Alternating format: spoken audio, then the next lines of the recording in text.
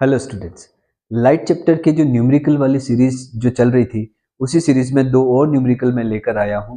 आपको क्या करना है, इस न्यूमेरिकल में आपको पहले ये न्यूमेरिकल सॉल्व करने हैं, उसके बाद आपको फिर ये वीडियो देखना है। ठीक है, तो आप वीडियो को यहीं पॉज कीजिए, अपनी बुक में इन दोनों को नोटबुक में कीजिएगा।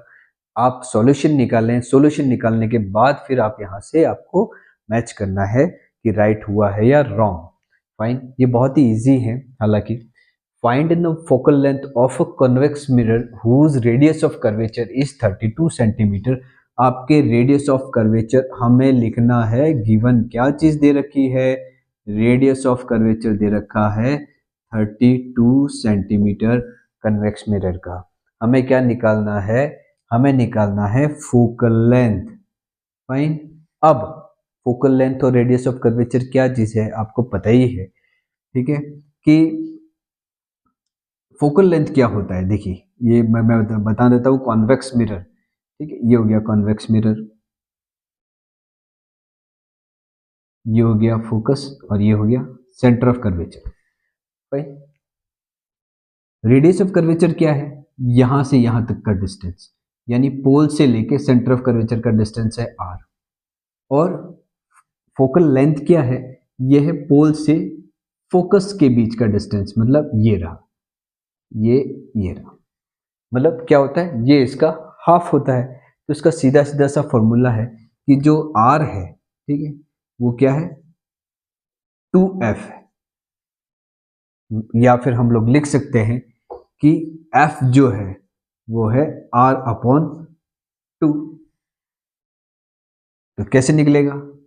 फोकल लेंथ निकालनी है तो 32 upon 6, that would be 16 centimetre. मतलब ये जो फोकल लेंथ है वो रेडियस ऑफ कर्वेचर की हाफ होती है। रेडियस ऑफ कर्वेचर 32 सेंटीमीटर दिखे है, तो फोकल लेंथ क्या हो जाएगा? 16 सेंटीमीटर। इजी। नेक्स्ट है, a concave mirror produces 3 times magnified real image of an object placed at 10 centimeter in front of it. Where is the image located? कहाँ बना रहा है? In front of it, मतलब एक कनकेव मिरर है, वो image बना रहा है उसके सामने, और कितनी है मैग्नीफाइड? 3 times enlarged, और रियल इमेज है। तो हम लोग क्या लिखेंगे? हम लोग लिखेंगे गिवन में कि मैग्नीफाइड इमेज कितनी m दे रखा है 3 times मैग्नीफाइड, यानी -3। क्यों लगाया -3? माइनस साइन जो आया है, माइनस साइन आया है वो इसलिए आया है क्योंकि इमेज कैसी है? रियल इमेज है। तो आपको पता है रियल इमेज कैसी बनेगी? इन्वर्टेड बनेगी, इसलिए मैंने -3 लगाया। उसके बाद क्या दे रखा है? Real image of an object placed at 10 centimetre. तो आपको दे रखा है u, कितना दे रखा है? 10 सेंटीमीटर। तो आपको ये भी नॉलेज है कि ये जो u है, मतलब जो ऑब्जेक्ट का डिस्टेंस है, वो हम लोग प्लस में लेंगे या फिर माइनस में लेंगे? तो हम लोग, सिंपल सी बात है, वो हम लोग माइनस में लेंगे, क्योंकि ऑब्जेक्ट हम लोग कहाँ रखते हैं? लेफ्ट हैंड साइड रखते हैं। भाई, ऑब्जेक्ट जो रखेंगे वो in front of the mirror ही रखेंगे। तो क्या आएगा? -10 सेंटीमीटर। निकालना क्या है? Where is the image located?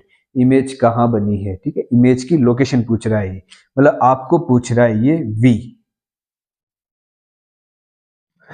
Formula हमको पता ही है, ठीक है। मैग्निफिकेशन से इससे रिलेटेड जो है वो कौन सा है? m is equal to -v upon u। ठीक है, आपको क्या निकालना है? आपको दे रखा है m कितना दे रखा है? -3। यहां करते हैं -3, ठीक है, -v यहां लिख दो। u कितना दे रखा है? -10। ये माइनस क्या हो जाएंगे? प्लस हो जाएंगे। तो -3 is equal to v upon 10। Fine, अब ये v निकालना है तो हम लोग क्या करेंगे? क्रॉस मल्टीप्लाई कर ले। क्रॉस मल्टीप्लाई करेंगे तो क्या आंसर आएगा? v is equal to -30 centimetre. Image कहाँ बनी है? 30 सेंटीमीटर पे। माइनस आया है मतलब फ्रंट, ठीक है। तो कहाँ बनी? इन फ्रंट ऑफ द मिरर। यानी पोल से 30 सेंटीमीटर की डिस्टेंस पे फ्रंट में बनी है। रियल इमेज थी, हमें आंसर रियल में आना चाहिए था माइनस में, और ये माइनस में ही आया है। तो क्या आपके आंसर सही हुए हैं? क्या दोनों क्वेश्चंस आपके सही हैं? अगर आपके सही हैं तो वेल एंड गुड, अगर नहीं है तो आपको और भी प्रैक्टिस की जरूरत है। आप मेरे वीडियोस को फॉलो करते रहिएगा, मैं और लेके आऊंगा न्यूमेरिकल्स आपके लिए। तब तक थैंक यू वेरी मच।